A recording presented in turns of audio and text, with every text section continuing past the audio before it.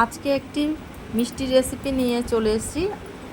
বিহারের বিখ্যাত রসালো মুচমুচে খাজার রেসিপি। দেখতে যতটা লোভনীয়, খেতে অসাধারণ টেস্টফুল ও মজাদার।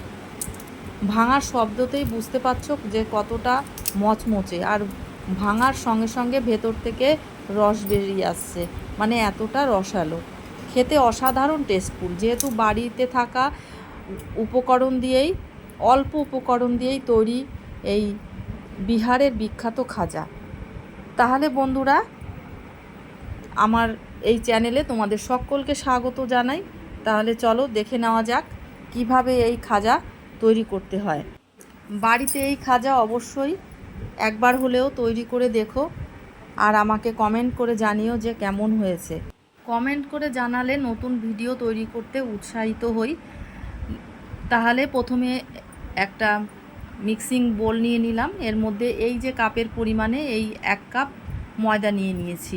এবারে স্বাদ অনুযায়ী দিয়ে দিয়েছি লবণ। আর এবার শুকনো উপকরণ লবণের সঙ্গে ময়দা ভালো করে মিশিয়ে নেব। মিশিয়ে নেওয়ার পরে অল্প অল্প জল দিয়ে মাখিয়ে নেব। একসঙ্গে বেশি জল দেওয়া যাবে না। ডোটাকে খুব শক্তও করা যাবে না, খুব নরমও করা যাবে না। যেরকম আমরা বাড়িতে লুচি পরোটা তৈরি করি ওরকমই একটা ডো তৈরি করতে হবে, কিন্তু বেশি নরম করা যাবে না। নরম করলে পরে ভালো খাস্তা হবে না।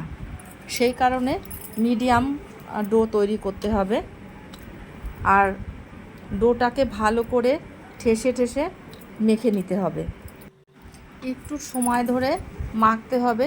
মাখাটা যত ভালো হয় তত খাজাটাও ভালো তৈরি হবে। একটু শক্ত মনে হচ্ছে, তাই সামান্য একটু জল ছড়িয়ে নিলাম। নিয়ে ভালো করে জলের একটু ঠেসে ঠেসে মেখে নিচ্ছি। মেখে নেওয়ার পরে দেখো একটা ডোতে পরিণত হয়েছে। দেখো, দেখেই বুঝতে পারছো ডোটা খুব না নরম, খুব শক্ত।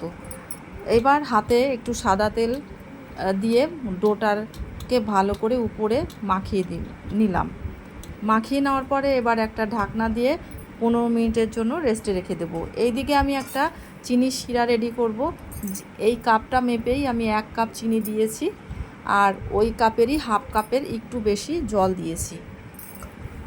জল দেওয়ার পরে গ্যাসকে অন করে দিয়েছি, আর গ্যাসকে হাই ফ্লেম করে রাখবো।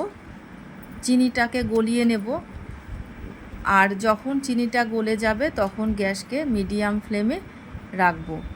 এবারে কয়েকটা এলাচ নিয়ে নিয়েছি। এলাচকে ফাটিয়ে দিয়ে দানাগুলো চিনি শিরার মধ্যে দিয়ে দিলাম, যাতে শিরাটা আরও সুন্দর গন্ধ আসে। সেই কারণে এলাচ দিয়ে দিলাম। দিয়ে দেওয়ার পরে এবার শিরাটাকে নাড়িয়ে নেব। নাড়াতে থাকবো যেন তলা লেগে না যায়, যেহেতু গ্যাস হাই ফ্লেম করা আছে, সেই কারণে নাড়াতে থাকবো। এই শিরাটা একতার দুতার হবে না, এটা একটা আঠালো চিটচিটে একটা শিরা রেডি করতে হবে। এইবারে আমি এর মধ্যে food colour, orange food colour add করব। আমি 3 ফোঁটা অরেঞ্জ ফুড কালার দিয়ে দিলাম। তোমরা না চাইলে দেবে না, আমি একটু ফুড কালার ব্যবহার করছি, কালারটা ভালো আসবে সেই কারণে। আর এবারে আরও বেশ 3-4 মিনিট আমি এইভাবে ফুটিয়ে নেব। একটু দেখে নেব যে এটা রেডি হয়েছে কি না। এখনও রেডি হয়নি, তাই আরও 2-3 মিনিট ফুটিয়ে নেব। এইবারে আরও 2-3 মিনিট ফুটে যাওয়ার পরে একটু চেক করে নেব যে শিরাটা রেডি হয়েছে কি না। এবার শিরাটা চেক করে দেখব। দেখো, একটা আঠালো চিটচিটে শিরা রেডি হয়ে গেছে।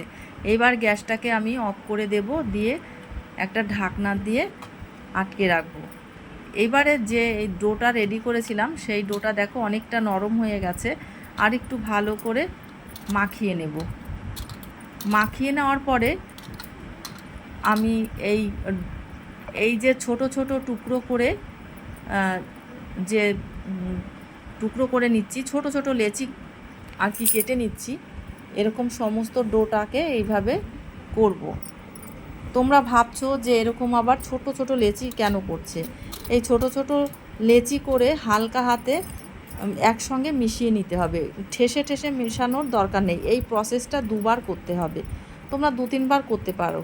এই এই প্রসেসটা করলে পরে এই যে খাজার যে লেয়ারটা সেটা খুব ভালো আসে, সেই কারণে এই প্রসেসটা করে নিচ্ছি। তোমরাও এই প্রসেসটা করবে। এই সমস্ত যখন ছোট ছোট লেচির টুকরো করে কেটে নেওয়া হবে, তারপরে আলতো হাতে এইভাবে একটা দলার আকারে পাকিয়ে নিতে হবে। এবারে এই সমস্ত ডোর থেকে বড় বড় আমি 3টে লেচি কেটে নিলাম। এই লেচি দিয়ে রুটির আকারে বেলে নিতে হবে। তোমরা যদি মনে করো যে বড় রুটি তৈরি করবে, তাহলে তোমরা এটাকে 2টো লেচি বা একটা লেচিতেই তোমরা বেলতে পারো। বেলার সুবিধার্থেই আমি 3টে লেচি কেটেছি। এবারে একটা বাটি নিয়ে নিয়েছি, তার মধ্যে একটা চামচ নিয়েছি, সেই চামচের পরিমাণে 2 চামচ ময়দা আর 2 চামচ ঘি নিয়েছি। ঘি আর ময়দার সঙ্গে ভালো করে মিশিয়ে নেব। মেশানোর পরে যদি মনে হয় যে ঘিয়ের পরিমাণ কম হচ্ছে, তাহলে আরও ঘি পরিমাণ তোমরা নিয়ে নিতে পারো, আরও ঘি নিতে পারো। আমি আরও কিছুটা পরিমাণ ঘি নিয়ে নিলাম। নিয়ে নেওয়ার পরে এবার ময়দার সঙ্গে ঘি ভালো করে মিশিয়ে নেব। আর আমার এই ভিডিওটি যদি তোমাদের ভালো লেগে থাকে, অবশ্যই তোমাদের বন্ধু বান্ধবের কাছে শেয়ার করো, যাতে তারা আমার এই ভিডিওটি দেখে উপকৃত হয়, বাড়িতেও তারা এই রেসিপিটা তৈরি করতে পারে। দেখো, ঘি আর ময়দার মিশ্রণ রেডি হয়ে গেছে।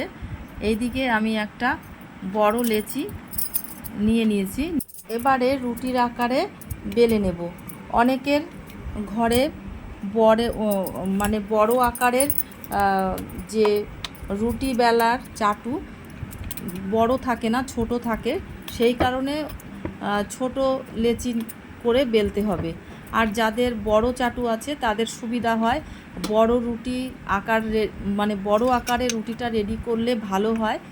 কারণ রুটিটা যখন রোল করব, রোলটা যত বেশি হবে তত লেয়ারটা বেশি আসবে, সেই কারণে।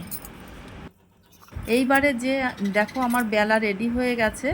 এইবারে যে ময়দা আর ঘিয়ের মিশ্রণটা রুটির উপরে ভালো করে মাখিয়ে দিতে হবে।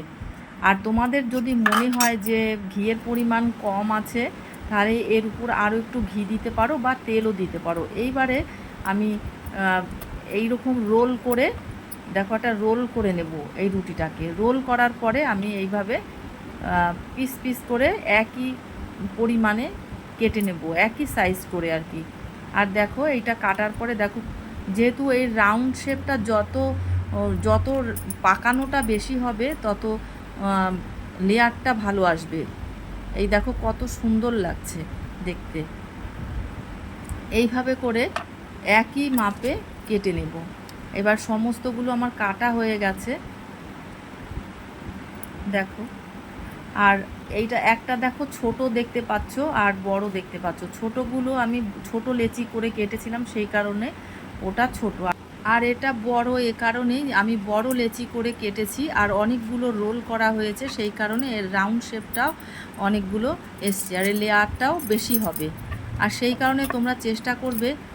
এই দেখো, এইটা তোমাদের দেখালাম এই কারণে, বেলার সময় দেখো উঠে আসছে। এই উঠে আসার কারণটা এবারই বুঝতে পারবে। এই পেছনে এইটা চেপে চেপে এরকম করে আলতো হাতে আটকে দেবে, তাহলে দেখো আগের যে আমি বেলেছি সেইটা যে উঠে এসেছিলো, এরপরে আর উঠে আসবে না। সেই কারণে পেছনের অংশ তোমরা চেপে চেপে এই যে এরকম চেপে চেপে এরকম আটকে দেবে। এই আটকে দেওয়ার কারণে বেলার সময় মাঝখান থেকে মিডিল পয়েন্টে ছিদ্র তৈরি হবে না। আর একদম লুচি যেভাবে আমরা বেলি একদম সেরকম সমানভাবে বেলা হয়ে যাবে। আর রুটিটা যত বড় আকারে বেলা হবে, তত গোলাকারটা রাউন্ড করাটা যত বেশি পাকানো হবে আর কি, তত লেয়ারটাও বেশি আকারে হবে। এইভাবেই আমি সমস্তগুলো চেপে চেপে পেছনের অংশ বন্ধ করে দিয়ে সমস্তগুলো আমি বেলে নেব।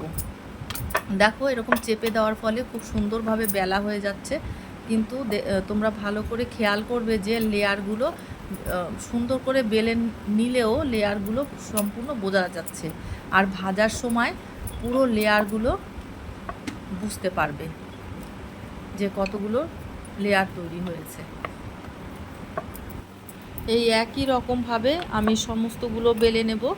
আর আমার এই ভিডিওটি যদি তোমাদের ভালো লেগে থাকে, যদি তোমরা ইউটিউব থেকে দেখো, তাহলে আমার চ্যানেলটিকে সাবস্ক্রাইব করার জন্য অনুরোধ রইল।